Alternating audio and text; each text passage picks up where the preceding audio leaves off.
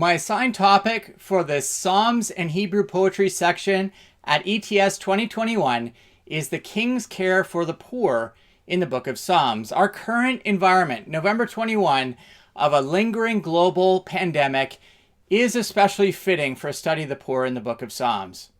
As people around the world have experienced a fresh reminder that we are not ultimately in control of our lives, we're able to feel something, even a little bit, of the everyday vulnerability experienced by the poor, both then and now.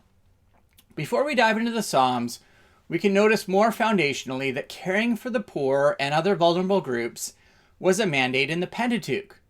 For example, in the case laws of Exodus 21 to 23, Yahweh explicitly commanded Israel to care for the widow and orphan.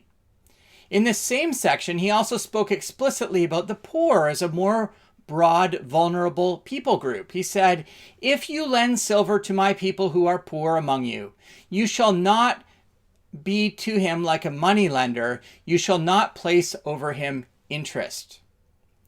In light of this foundational teaching in the Pentateuch, we should not be surprised that the book of Psalms exhibits a major theme of the poor. Also outside of the book of Psalms, the king was a major theme throughout the Old Testament. The king's role in Yahweh's plan of salvation was first hinted at in Genesis 49:10, "The scepter shall not depart from Judah."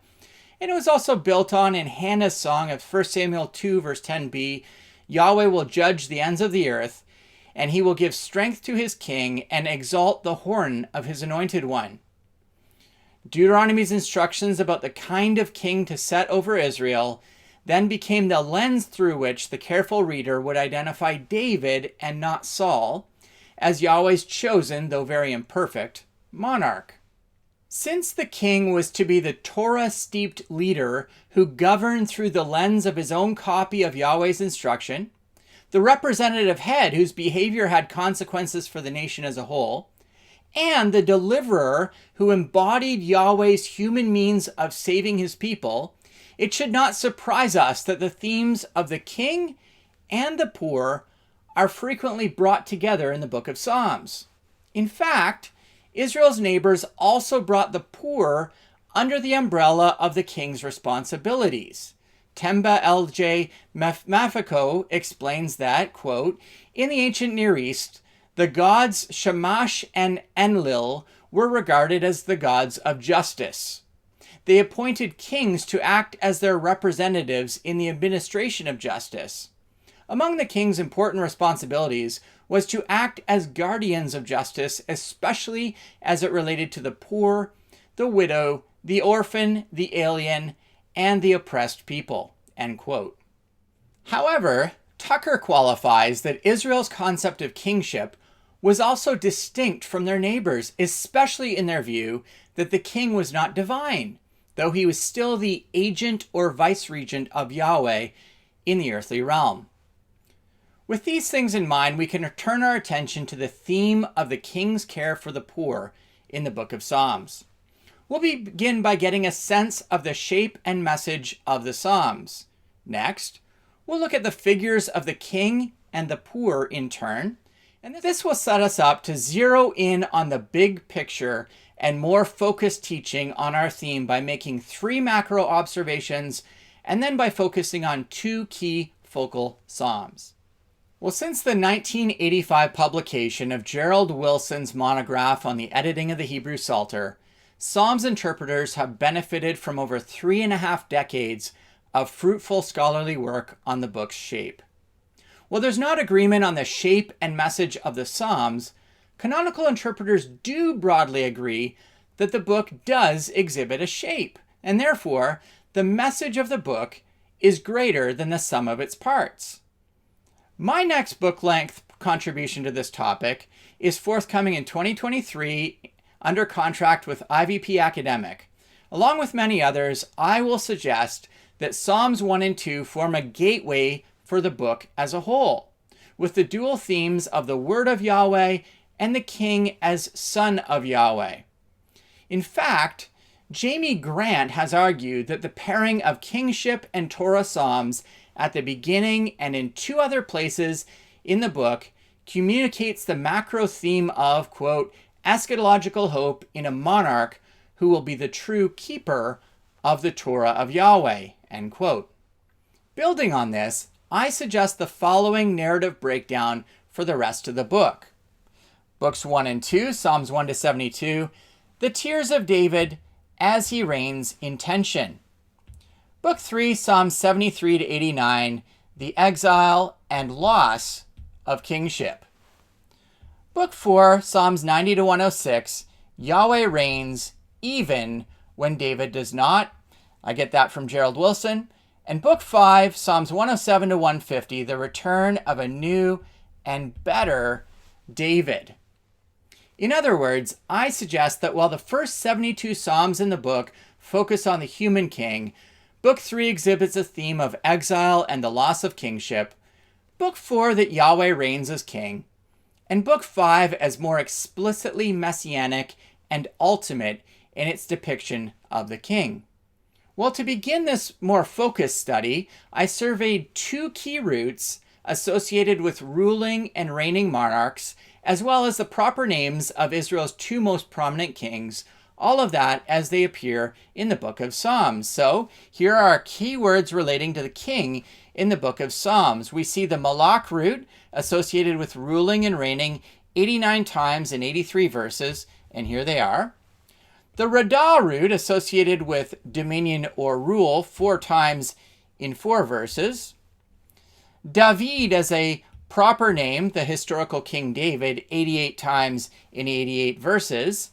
And Shlomo, reference to the historical King Solomon, son of David, 2 times in 2 verses.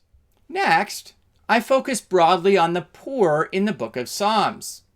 According to BDB, the adjective ani means poor, afflicted, or humble, in the sense of poor and needy, or poor and weak because of oppression by the rich and powerful.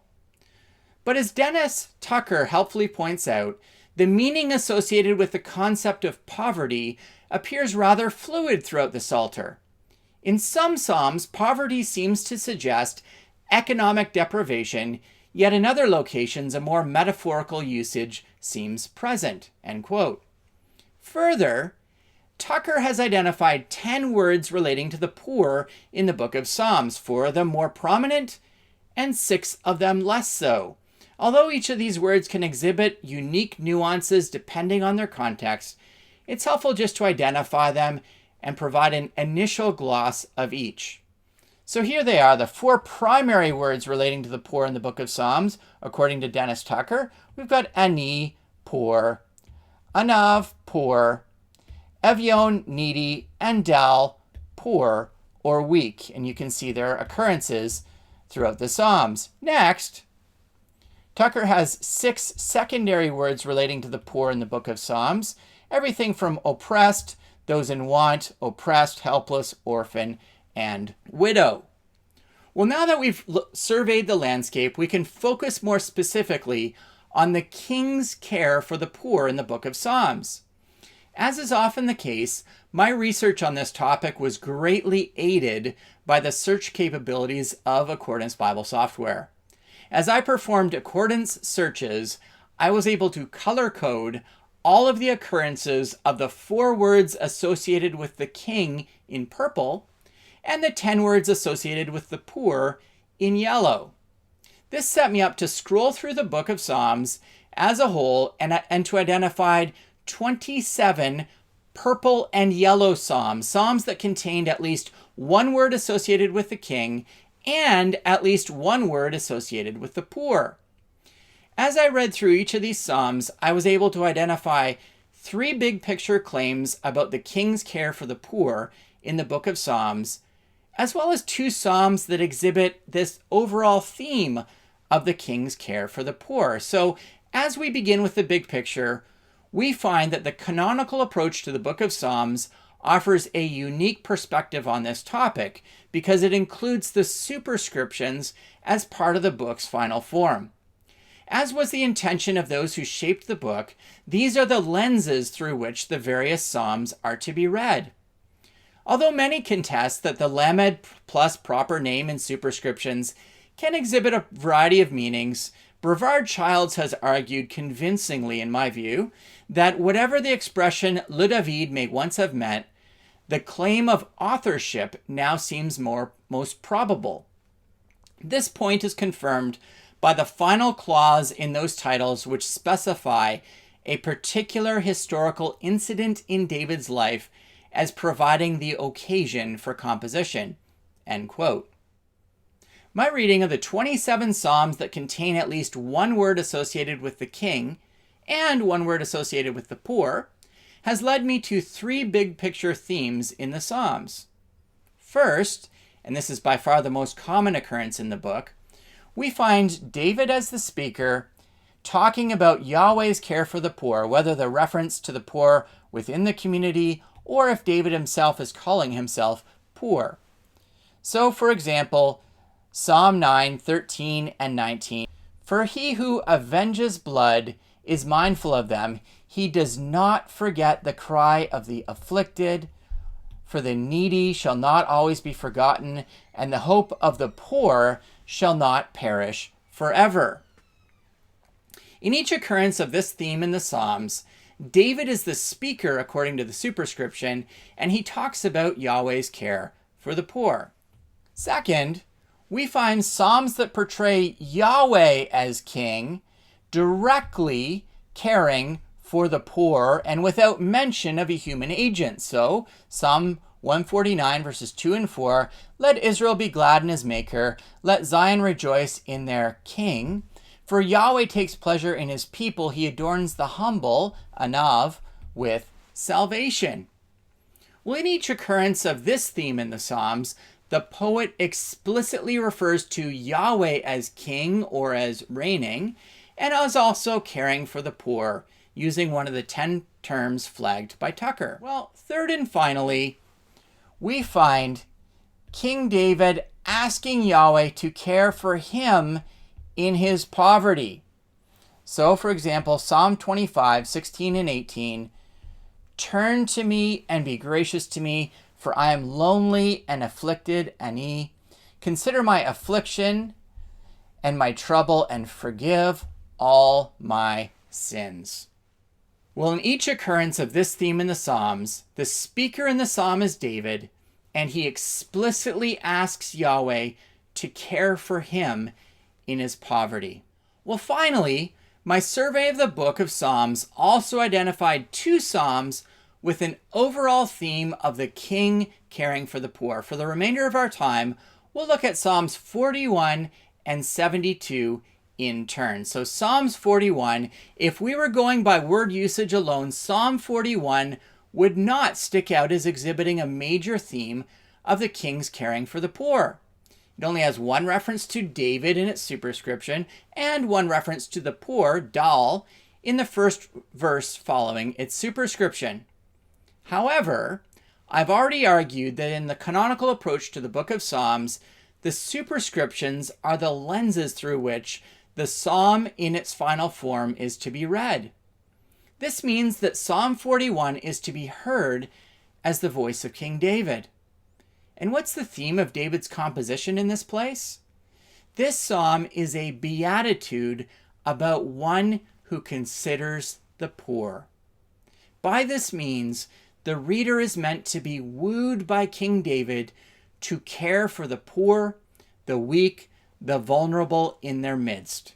In fact, Psalm 41, David not only exercises his kingly rule by calling on all of God's people to care for the poor, he also sets himself forth as an example of the one who cares for the poor. So let's look together at Psalm 41, a beatitude about the one who considers the poor.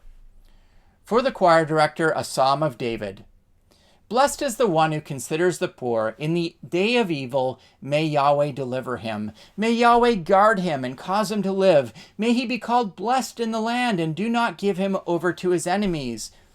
Yahweh supports him on the couch of illness. All his bed you have turned in his sickness. I said, Yahweh, be gracious to me. Heal my soul, because I have sinned against you. My enemies speak evil about me. When will he die and his name perish? And if he comes to see, his heart speaks false things. He gathers iniquity to himself. He goes outside. He speaks. All who hate me whisper together against me. Against me they plan evil. A wicked thing is poured out on him, and the one who lies down will not again arise. Also, a man of my shalom, in whom I trusted, who ate my food, he will cause a heel to be lifted up against me.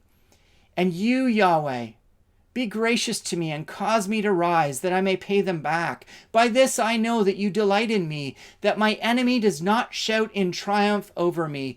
And I, in my integrity, you support me, and you cause me to stand before you forever. Blessed be Yahweh, God of Israel, from forever to forever. Well, although space restrictions mean I can't dive into every detail of this awesome psalm, we can make a few salient observations. First, Wilson argues that Ashrei, blessed, evokes a circumstance of wholeness, health, prosperity, balance. The one who's Ashrei, according to Wilson, experiences life as God intended it from the beginning, end quote. On a macro level, the use of Ashrei ties Psalm 41 together with other seam psalms in books 1 and 2, namely Psalms 1 and 2, as well as Psalm 72. It's well known that in the book of Psalms begins with the word Ashrei in Psalm 1:1, with Torah observance as the key to receiving this life of blessing from Yahweh. It's also well known that Psalm 2 verse 12 creates an Ashrei bookend between the first line of Psalm 1 and the last line of Psalm 2. In Psalm 2:12, Ashrei comes to all who take refuge in Yahweh's anointed king. In fact, Jamie Grant has argued convincingly, in my view, that these two psalms should be read as a dual gateway for the book of Psalms, and that together they communicate the theme as the king as the ultimate Torah keeper. But as we look ahead in the book, the Psalms that conclude Book 1, Psalm 41, and Book 2, Psalm 72, both speak of Ashrei as well as the king.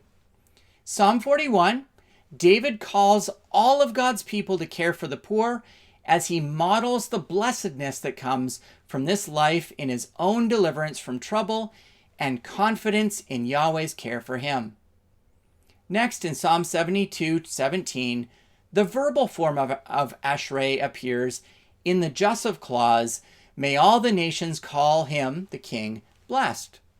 In addition to signaling an explicit fulfillment of Yahweh's promise to Abram, this verse neatly ties the final psalm of Book 2 with the structure of Books 1 and 2 as a whole.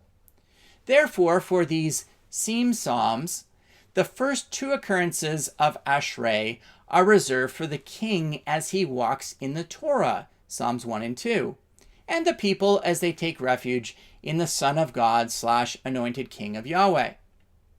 The next Ashrei is explicitly for all among Israel, the people and or the king, who care for the poor, Psalm 41. And the final Ashrei, in its verbal form, is for Israel's king as the nations witness Elohim's favor on this monarch whose reign is characterized by his care for the poor. Back to Psalm 41 specifically, considering the poor is said to be the key to living under the Ashrei of Yahweh. In line with the observations from Tucker that we've already noted, Jacobson argues that helpless is a better translation than poor in this place because, quote, in the context of the psalm, the term seems to encompass more than economic distress, end quote. Further, Eaton has argued that this first qualification is one of several pieces of evidence for associating the psalm with the king and interpreting it as a royal psalm for the king's responsibilities included care of the weak, end quote. Next, the sense of the hiphil participle maskil connotes the act of considering or even being considerate toward. Wilson adds that this term is associated with the wisdom tradition and reflects a perceptive ability to know the right response in a given situation. Here, the treatment of the weak. After the opening statement that Yahweh blesses those among his people who consider the poor, the rest of the psalm elaborates on the nature of the promised Ashrei blessing. In verses 2 to 4, we find a series of jussives calling for Yahweh's deliverance on the evil day, verse 2b, Yahweh guarding him and causing him to live, 3a, and the blessed Israelite being called blessed in the land, 3b. After calling on Yahweh not to give this person over to his enemies, 3c, Yahweh's support for this person in his illness is narrated, verse 4. Next, the rest of the psalm witnesses David himself addressing Yahweh directly about his own life, verses 5 to 13. If we were to read these verses on their own, the bulk of the psalm might seem unrelated to the promise of Ashrei in verse 2. But when read in the larger context of the psalm as a whole, David is clearly offering himself as an example of what it looks like to be under the Ashrei of Yahweh, as he himself cares for the poor.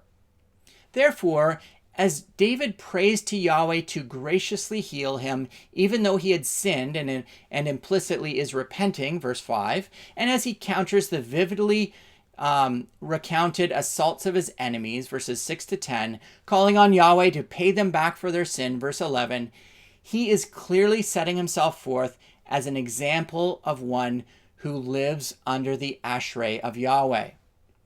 Therefore, according to King David in Psalm 41, although this life of Ashrei is not free from trouble or desperation, the one who cares for the poor can expect deliverance to come from Yahweh. Verse 12, with Yahweh supporting him and causing him to stand forever. Verse 13. The psalm then concludes with a doxology that marks the end of Book 1. Well, finally, Psalm 72 is a celebration of the king, likely to be used at his coronation. Walter J. Houston helpfully summarizes, quote, the impression which the psalm leaves upon the unsuspicious listener in three broad statements is this. Monarchy is a universal, divinely authorized system which sustains the fertility, peace, and order of the land. Next, the king's chief concern is to act on behalf of the poor against their oppressors. Finally, it is this concern for the poor which entitles him, the king, to reign. Well, although the Le Shlomo superscription would seem to suggest that the psalm was to be read as a composition of Solomon, this is complicated by the reference to the prayers of David in verse 20.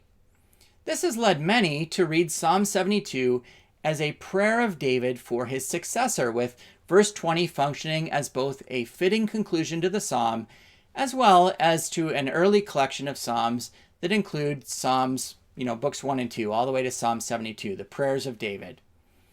For these reasons, observes Wilson, some think this psalm represents David's blessing on his successor, others Solomon's utterance, and others say about Solomon and don't think either David or Solomon were involved.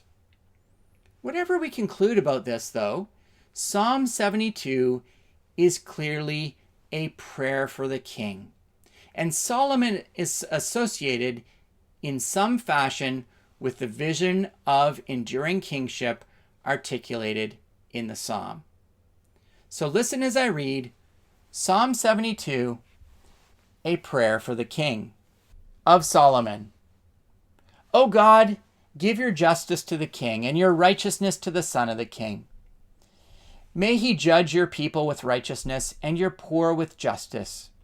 May the mountains bear shalom for the people and the hills righteousness. May he judge the poor of his people. May he cause deliverance for the sons of the needy and crush the ones who oppress.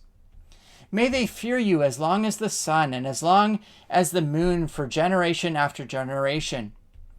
May he come down like the rain over the mowing, like the showers dripping the land. May righteousness bud in his days, and an abundance of shalom until the moon is no more.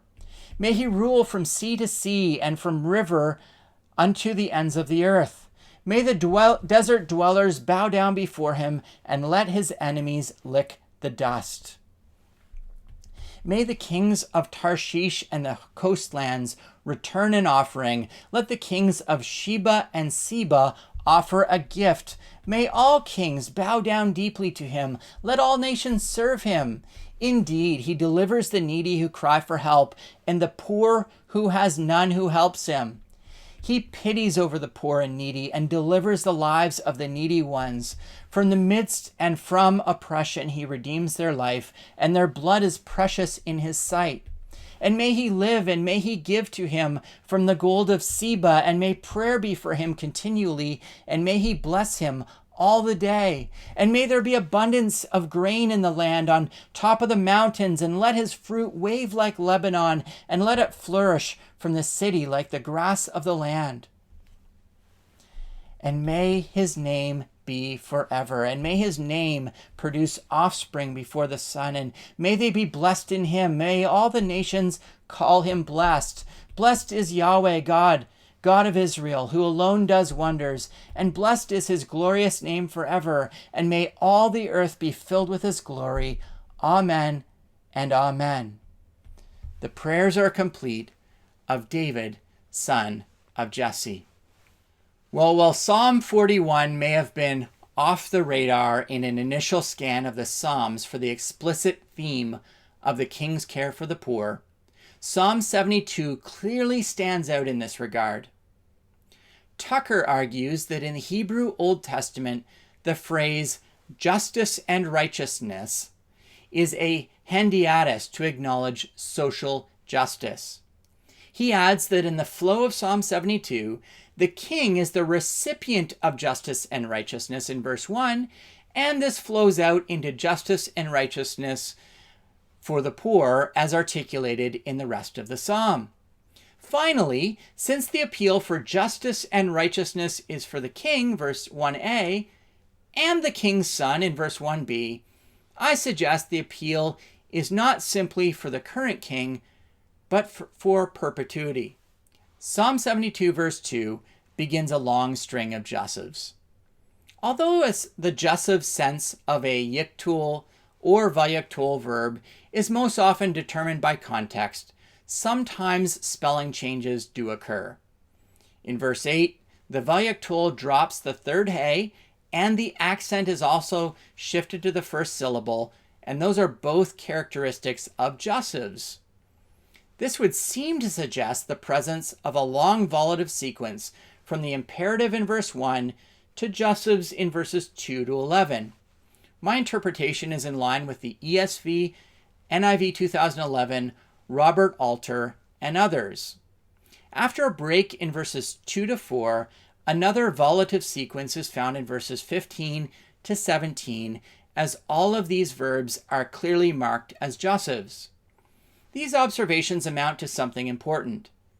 Instead of a string of statements that celebrate the king, Psalm 72 is more likely a prayer to Elohim to grant key behaviors that would characterize the king in his reign over Israel. And as we will see, this is specifically focused on his care for the poor. In line with what we have also noticed, Zenger has pointed out that all petitions in verses 2 to 17 are offered in light of the appeal for justice and righteousness to the king in verse 1. In verses 2 to 3, the psalmist appeals that the king would judge Elohim's people with righteousness, and in parallel with the people in the first half of the verse, Elohim's poor with justice. You see, if one people group would be centered out among those for whom justice is important, it is the poor. In line with what we've been saying about the nature of the term being more broad than merely economic poverty, Krauss and others note that the poor and the needy are commonly the ones oppressed by others. The king, then, is to be concerned with the welfare of the whole community, especially those who are the marginalized, end quote. This focus on the king's care for the poor continues in verse 4 with the psalmist's desire that the king judge the poor of the people, cause their deliverance, and crush their oppressors. But the poor are not simply a morally neutral people group in Psalm 72, because in verse 5 the psalmist asks that they would fear Elohim perpetually. Verse 8 marks a transition with the psalmist's stated desire for the scope of the king's reign, from sea to sea and to the ends of the earth. Verses 9 to 11 then get specific with expansive and specific kings and people groups whom he desires would bow to Israel's king. Next, verses 12 to 14 explicitly state the grounds for this desire. He actively cares for the poor. In fact, McCann observes that, quote, the conjunction for, key, which begins verse 12, connects universal political dominion not to clever strategy or to superior military might, as one might expect, but to the king's care for the oppressed. As verse 4 already began to suggest, the king does what is ordinarily attributed to God. He delivers when people cry out, Exodus 2:23. He saves, Exodus 15:2. He redeems, Exodus 15:13. End quote. Well, the psalm proper then closes in verses 15 to 17 with the psalmist's appeal to Elohim that the king live long, have abundance, be the object of continual prayers, and reign over a land that experiences abundance. In the psalm proper's last word, verse 17 witnesses the psalmist asking Elohim that the king's name and offspring would endure forever and all nations would call him blessed. This explicit link to Yahweh's blessing at the call of Abram links the reigning monarch over Israel to the locus of Yahweh's fulfillment of that promise. Finally, the doxology in verses 18 to 19 concludes Book 2 of the Psalms before another doxology in verse 20 functions to conclude Books 1 to 2 as a whole. To conclude, we've seen that the broader Old Testament themes of the poor and the king come together in the book of Psalms, with a focus on the king's care for the poor. While various expressions of this theme are found throughout the book of Psalms, Psalms 41 and 72 both exhibit the overall theme of the king's care for the poor. Since these are seam psalms for books 1 and 2, this theme becomes more prominent for the whole. If the theme of books 1 and 2 is indeed the tears of David as he reigns in tension, then part of the tension David experiences in these books is a general lack of regard for the poor. And a great part of his concern is to revive a concern for the poor. Thank you.